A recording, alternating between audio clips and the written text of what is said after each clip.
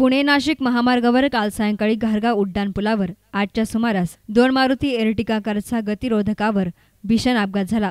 यामध्ये मूळचे निफाडचे मात्र कामानिमित्ताने पुणे येथे राहणारे स्वप्नील धाराव यांच्या पत्नी नूतन आणि 3 वर्षांचा मुलगा पार्थ यामध्ये बचावला आहे।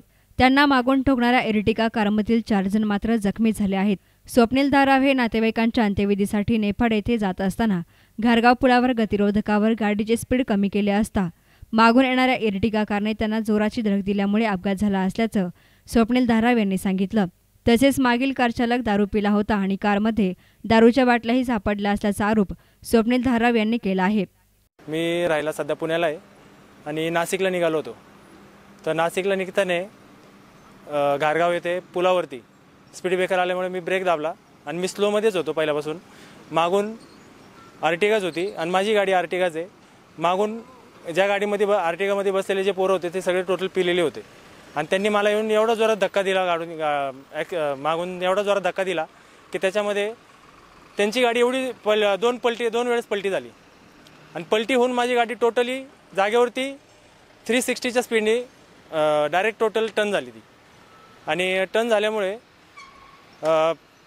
माझा ब्रेकवरती पाय असल्यामुळे बायको, मुलगा आणि मी आम्ही तिघं बचावलेलो आहोत। आणि एवढी एकच इच्छा आहे की जे काय व्हावं ते कायदेशीर व्हावं, कारण की टोटली बाटल्या होत्या आणि ते माझ्या पुढं क्रॉस झाले कला क्रीडा मंच इथे तमाशाचा, तर तिथून ते बाहेर निघाले आणि टोटली मी बघितलंच होतं, कारण की आत्ता मी सांगू शकतो नंबर MH46 नंबर आहे त्या गाडीचा आणि ती गाडी मला क्रॉस झालेली होती आणि मी पुढे येऊन फक्त थोडंसं चहा पिण्यासाठी थांबलो आणि चहा पिऊन निघालो तर ते मला मागून येऊन ठोकले। गाडीमध्ये बाटल्या होत्या आणि टोटल गाड्या आताही बघितलं तर तुम्ही रस्त्यावरती बाटल्या पडलेल्या आहेत।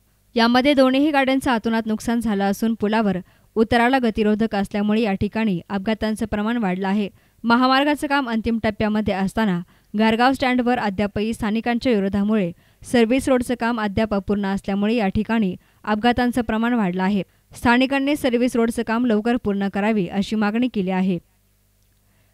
News reporter Nitin Shelke, S nine media, Sangamner.